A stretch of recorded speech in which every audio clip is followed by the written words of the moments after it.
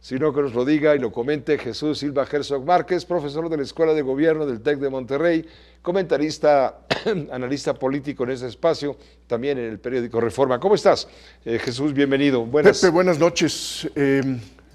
¿Por dónde vamos? ¿Qué sigue? Pues mira, yo creo que hay que registrar que este fue un cambio histórico profundísimo el que vivimos la jornada de ayer. Creo que es el inicio de una nueva era política, no es simplemente un cambio de gobierno, no fue simplemente una victoria con un margen muy amplio, sino que me parece que estamos en presencia de la conformación de un nuevo régimen político, de un nuevo sistema político.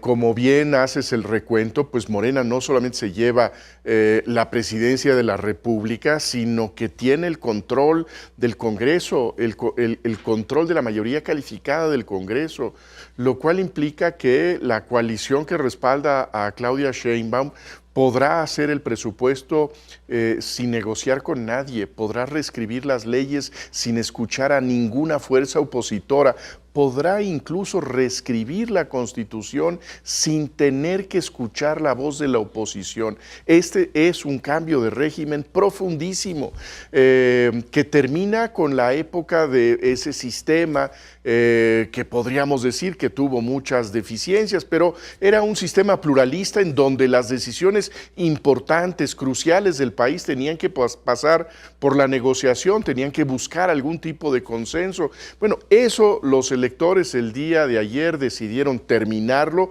y fundar un nuevo sistema hiperpresidencialista con un partido que se ha vuelto un partido hegemónico que pues barre prácticamente todo el país.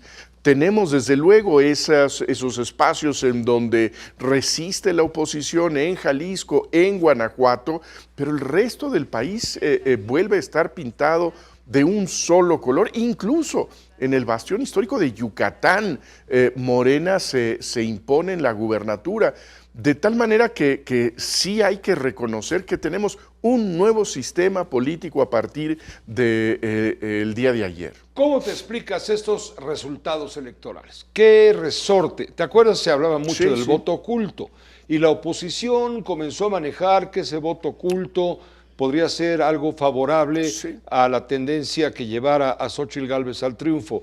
Ya vimos que sí hubo voto oculto, pero voto oculto por el sistema. Para el otro ¿Cómo lado. te lo explicas, te pregunto?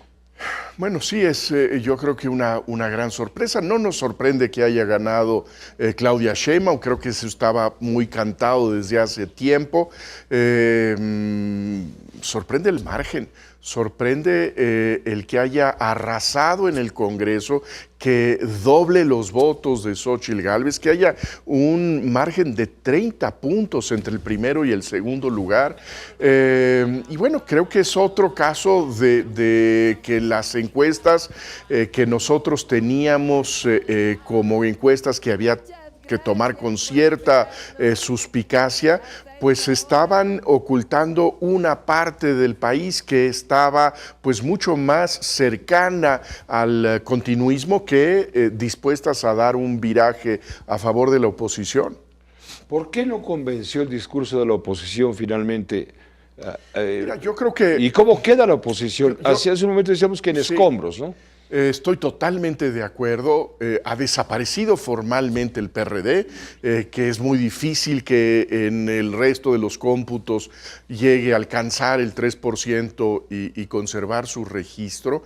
El PRI queda también destrozado, muy disminuido. Y yo creo, Pepe, que lo que resultaba muy difícil es que se inventara una oposición solamente en una campaña presidencial.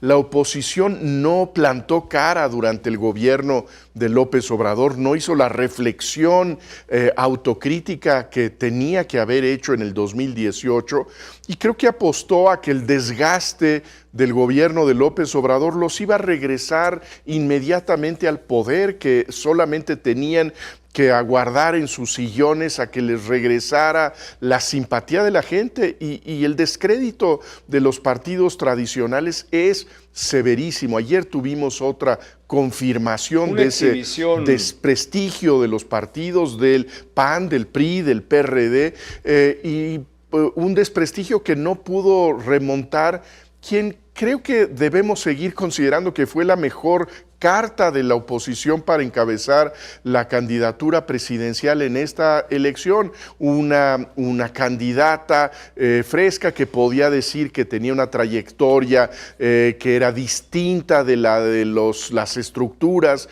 las jefaturas, las gerencias de los partidos, pues finalmente estaba cargando con un peso que era insuperable, ¿no? Pues Jesús, te agradezco mucho el análisis, a bote pronto prácticamente después de lo que ha ocurrido. Horas. Decíamos hace un momento, hay 2/3 partes del país que festejan y hay otra tercera parte que está llorando la noche triste de la derrota y preocupada por el futuro de la oposición democrática en la que muchos millones todavía creen o han creído y ahora está, insisto, en escombros. Por supuesto, hay muchos que festejan. El morenismo mostró sus enormes respaldos populares. Llega para quedarse. Llega para estar un tramo más. Por lo menos 6 años más, ya suban a 12. Por lo menos 6 años, eso ya lo decidieron los electores.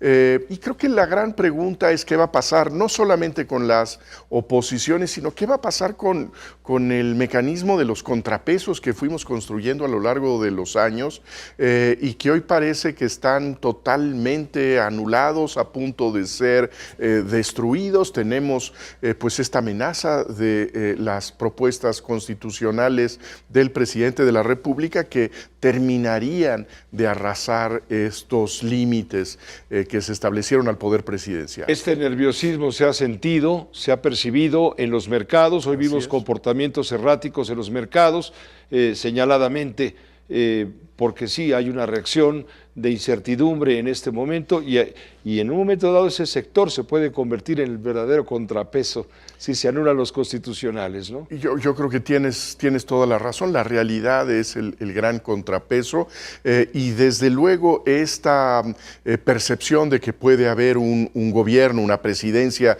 incontrolable que no tiene límites, pues es una amenaza a la certidumbre económica en nuestro país. Gracias, Jesús. Nos vemos pronto de hoy en 8. El lunes que viene. Claro que sí. Gracias, Jesús Silva Herzog Márquez.